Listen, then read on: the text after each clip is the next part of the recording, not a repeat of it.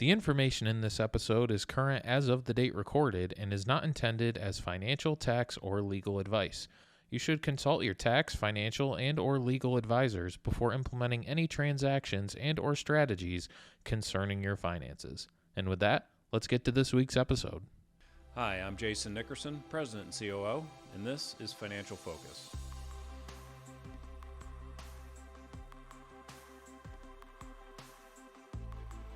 In this week's episode, we talk about the end of tax season. The first filing deadline has come and gone to much relief of taxpayers and tax professionals. But is tax season really over? This time of year, we typically want to start diving into our 2023 tax planning and not really waste any time because there are some actions that we can take early in the year that are more beneficial rather than waiting to the end of the year and implementing them then. So the couple of areas that we tend to look at first are the results of your prior year tax filing. Did you have a large refund on your 2022 return? Maybe it's time to think about adjusting your withholdings or your payments a bit to adjust for that. A tax refund is really just an interest-free loan to the taxing authority. So therefore, you're not getting any benefit out of that.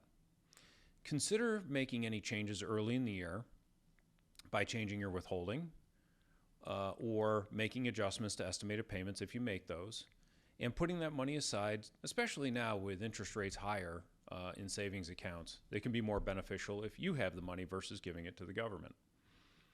How about those of us that had balances due? You want to pay close attention to make sure you're not moving into a situation where you might owe a penalty because you owe too much at the end of the year. So this would be a time to adjust your withholding or your estimated payments the other direction to make sure you're covering yourself enough and having enough paid in so you don't get into a penalty. Another area that we like to look at early in the year is charitable donations. Many of us tend to just move through the year making charitable donations as they come up in opportunity or we receive things in the mail. But we should really give more proactive thought to that process because there are ways that we can make these donations that may be more beneficial, especially if we make these decisions early in the year. You still have the opportunities to write checks, but you can also give appreciated stock as an example and avoid the capital gains tax by giving that away. But there are a couple of other ways or opportunities to make these charitable donations that you'll want to consider before you just move through the year making the same donations in the same fashion. If you're 70 and a half or older, you can utilize something called a qualified charitable distribution.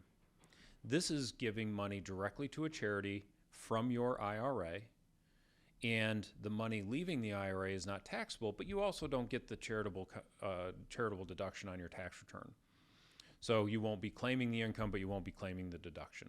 So think about that if you are 70 and a half or older. You do not have to be in required minimum distribution age to utilize this. You just have to be older than 70 and a half. Are you under 70 and a half? Something you may want to consider is, have your charitable contributions benefited you on your tax return? Are you itemizing your deductions? If not, you may want to consider using a donor-advised fund. Many financial institutions offer these at low to no cost, and it's a way for you to contribute a lump sum into a fund called a donor-advised fund, and you can do that in cash or in securities. And at the moment that you put that lump sum in is in the tax year that you get the deduction. So you can bulk up your deductions in one year to be able to itemize and then return to claiming the standard deduction in future years. Now, how does the charity ultimately get money from the donor advised fund? You simply advise the fund, the institution, to pay out a certain amount of money to the charity of your wish in the amount that you wish. So there you have it, some tax opportunities that you may want to take advantage of early in the year. And with that, that's this week's episode. We'll see you next week.